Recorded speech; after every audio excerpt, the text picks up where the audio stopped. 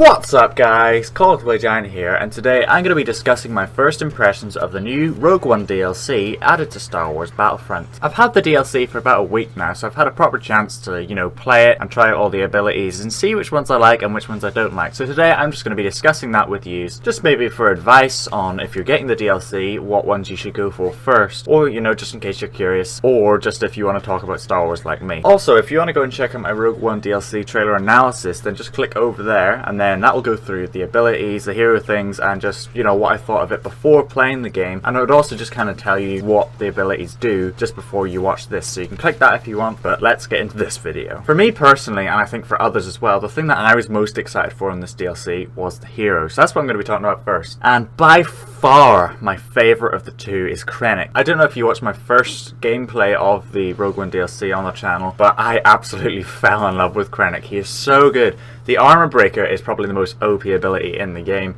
Like, it only takes about 5 or so seconds for it to recharge, and you can just like barrel roll when you're doing that so that it gives you time to recharge, because I don't know if any of you know that, but same with the secondary fire, you can charge it up. And you can also reload this while doing your barrel roll, so that just makes you a harder target to hit. And then you just shoot somebody. It has a slight lock on as well. It's kind of a bit like Han Solo's a Lucky Shot, but I think maybe not quite as much. But it locks onto the enemies, one-shots infantry, and then you can just roll around like that, wait for it to recharge. And it does an insane amount of damage. Like, in that video, I was playing against Nien Nunb, and it took no shots at all, like just a couple of shots like that there, and then it also stuns them as well a little bit, which I didn't think it was going to do. It takes down their health like insane, and then, you can just run up to them, and then I actually finish off Nien Nunb with the Darth R2-D2 C2B5 ability. But yeah, the Armor Breaker is insane. It's such a good ability. And as for the Darth R2-D2 ability that I just mentioned a minute ago, it's actually called CTB5, but let's be honest guys, it's Darth R2-D2. He is really, really good as well. Like, the personal shield is huge, and it seems to last forever. Like, I was doing the Death Star DLC a couple of days ago in the corridors, and I was Krennic for basically the whole game.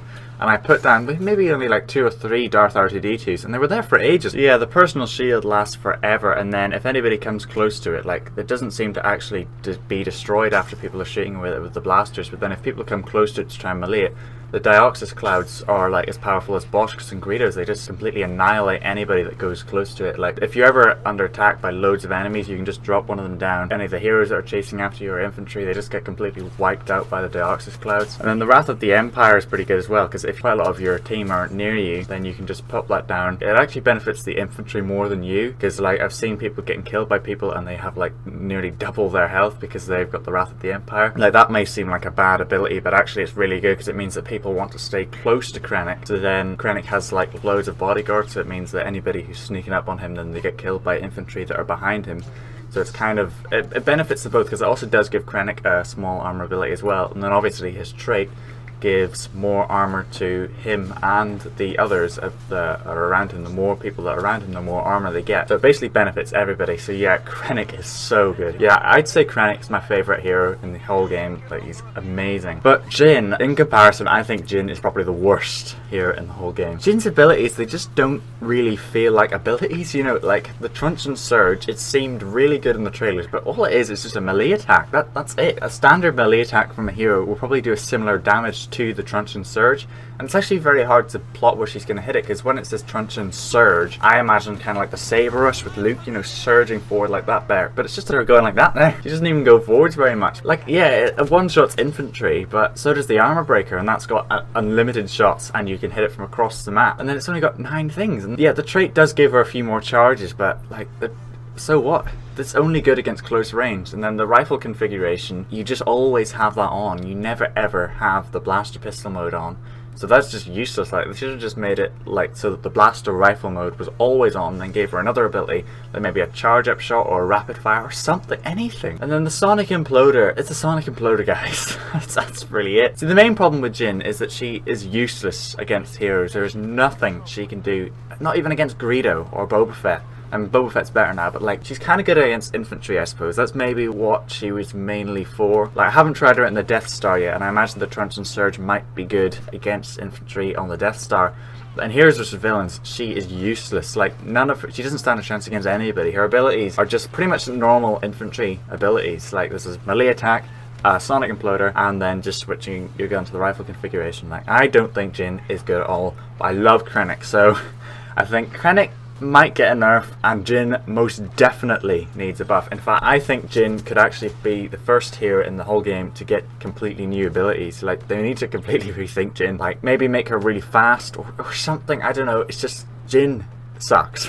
And then we'll talk about the Infiltration game mode next. The Infiltration game mode is quite similar to Battle Station. I think that's kind of what they were going for, but I don't think it's as good as Battle Station. Like the space battle, I was really excited for it because it is a visually striking space battle, like with the shield gate in the background, which I finally learned the name of. I couldn't remember it in all the other videos, but yeah, the shield gate looks incredible. I love the way there's 2 Star Destroyers, and then when you get the U-Wing, then there are like Carillion corvettes that like advance towards the shield gate, and that is just awesome. It makes you feel like you're in the movies, which is great, but there's only X-Wings and TIE Fighters there. Yeah, X-Wings are good, okay, that's fine. I don't have a problem with the X-Wings, but TIE Fighters? TIE Fighters are useless. They're such bad ships, they don't stand a chance against X-Wings. TIE Interceptors were around during the time of Rogue One. This is just before A New Hope. And on the Death Star DLC, you can have TIE Interceptors. Why are there no TIE Interceptors in this, or A-Wings? In fact, what they could have even done is just not used any of them and just had U-Wings and TIE Strikers. Imagine how cool that would have been. It would have been a completely new space battle, but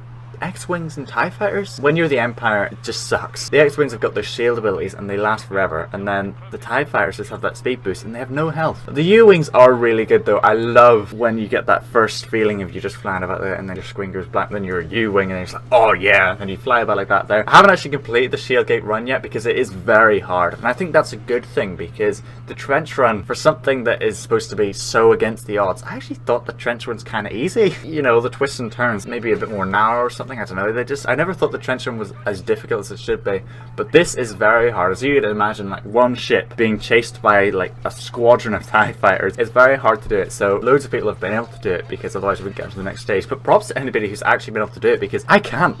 I mean, I've never been the best at Fighter Squadron, but I find it so hard to like maneuver about there. I've got close before.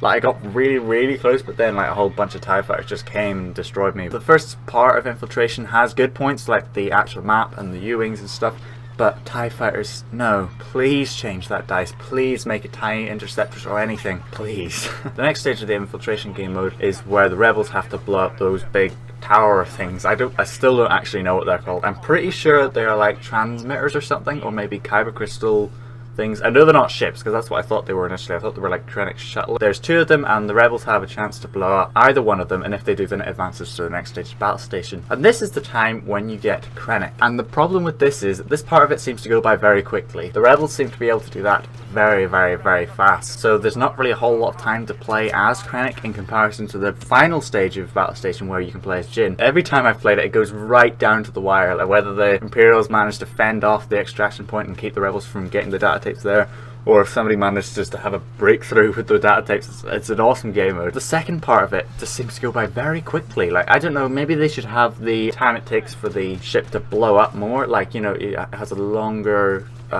reticule until it's fully charged up, and then the explosives go off. But it just doesn't seem to go by very quickly. So if you get Krennic, you don't really have a whole lot of time to play as him on Scarif compared to people who can play as Jin in the third stage. But yeah, the third stage of Infiltration I love. It's so fun with the data tapes like running about like there, but I'm still kind of confused as to why there's 4 copies of it. Like, you'd think that the Empire are trying to keep anybody from getting the data tapes because, you know, it's kind of the plans for their big space station that they need to preserve. So they're like, oh, let's make 4 copies. And I mean, why not? Let's make 6, 10, 50. 1,000, there you go, just take them all Rebels. It just kind of feels a bit weird, but aside from that, the Infiltration game mode of the third part is great. I like the first part except for the ships, and the second part I do like as well. I just wish it was a bit longer. But as for the maps, initially it seemed very, very, very small and kind of compact, very, very close range for a map that is actually out in the open. There's no ceilings or corridors or anything. That's only a part of it, which is good, because I'm glad that they did that. There's parts of it that are close range, and there are parts of it that are more long range, like when there's Imperials on one side of the forest, and then the Rebels coming in from the other side, and the third bit of the Infiltration game mode with the data tapes, and then there's that big kind of watery bit in the middle. That is really, really good, because it's a contrast between the 2 of them. But the bushes, there's some really weird physics about that. It's like every time you jetpack through the trees and land on a bush, you can't move anywhere. You're just stuck there for ages, and then you're lucky if you get a jetpack, because if you have a jetpack, then you can wait for it to recharge. But if you accidentally just barrel roll into it and then get stuck in a glitch of the bushes, then you're stuck there for forever and you have to kill yourself. Like if you're using the A180 and you don't have a jetpack ability, which is really weird because you'd think over the bush you'd be able to just kind of shrug it off. So maybe it's just slow you down a little bit, but not completely immobilize you, just get you completely stuck in the bush. Like, it's a bit weird. Yeah, that's probably my only problem with the actual Scar maps. The actual graphics, it looks, again, obviously guys, it's Battlefront, it looks incredible. I love the beaches and the water and the AT-ACTs in the background. In the background, Walker Assault doesn't have AT-ACTs, guys. Dice, are you serious? Why? AT-ACTs are only in Rogue One. We've never seen them before. And one of your game modes includes AT-ATs, walking and destroying something.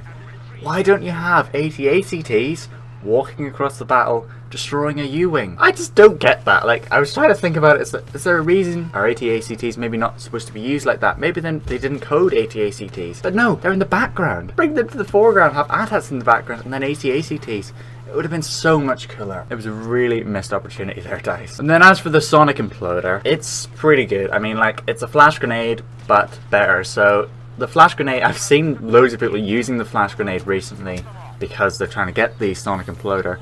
And, you know, you're blinded for a little bit, but then the Sonic Imploder is just great because it blinds you, but then also, I think it's actually got a larger radius as well. I don't know. I love the way it's actually like the seismic charges that Jango Fett uses in Attack of the Clones, where there's like the kind of thing that goes boom, and there's a big sound wave that comes off like that there. That's really, really good. And I think the Sonic Imploders are pretty good star cards. And I like the way they decrease armor as well. So if anybody has got like super Krennic abilities and they've got like double health, and just, yeah, Sonic Imploder, and then that's just done. It's a really, really good counter for that. I'm glad that the Sonic Imploders are there. They are a good star card, guys. Unlock them if you haven't. They're really good. And then the weapons then. The A180 is such a ton of fun. I love it so much. It's so interesting to have a gun that is completely different to the other ones in the fact that it completely removes star cards. At first I was like, oh no, how am I going to do this without my jetpack, without my back to bomb, without my adrenaline stim and disruption? But you don't need it because the abilities of the A180 are so good. Like the sniper rifle mode, you know, it's good at long range and it's also good at short range. So if you see somebody coming towards you with like a scan pulse goes off and you see stormtroopers coming towards you, and just switch it on, and then poof, you know, roll back behind, maybe get your ion launcher, come back in with that, and they're like, what is going on with this guy? He's got so many different star cards. But yeah, it's such a good multi-purpose gun. I was really, really hoping for a gun like this, and finally we've got it. And I love when you're actually switching the A180 in first person mode, you can see like the guy pulling up the little sniper rifle extension and then putting on the little ion launcher thing as well, and then pulling up the blaster rifle thing. It's just really, really cool looking in first person to do that, and just, it's a really, really good gun. I really love the A180. The DT29 though, see, it is a very powerful weapon. I love Krennic's DT29.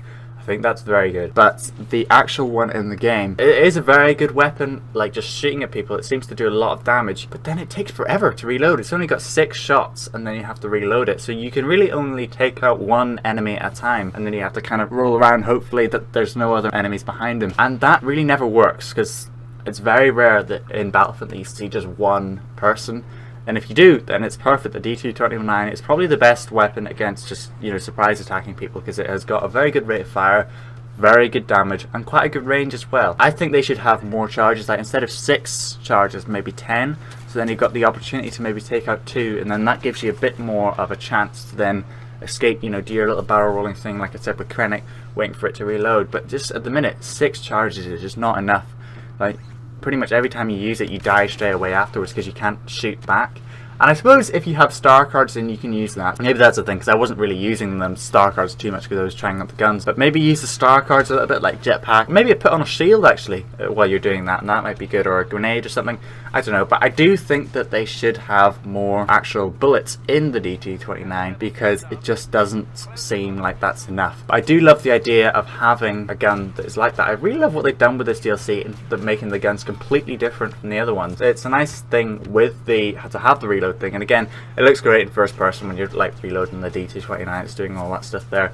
It's great, but I just wish they had more charges. And then finally, the skins. In the actual gameplay that I did of Rogue One, I didn't know how you could get the skins because there were people using them straight away. I'd only had the DLC for about an hour, and there were people using the Scarf Troopers already, and they were supposed to be level 100, and I didn't know how they did that. But it turns out the level 100 skin is a Scarf Stormtrooper Commander or something like that. Scarf Stormtrooper Leader, that's it. then he's got like extra blue and extra red on him and stuff like that there.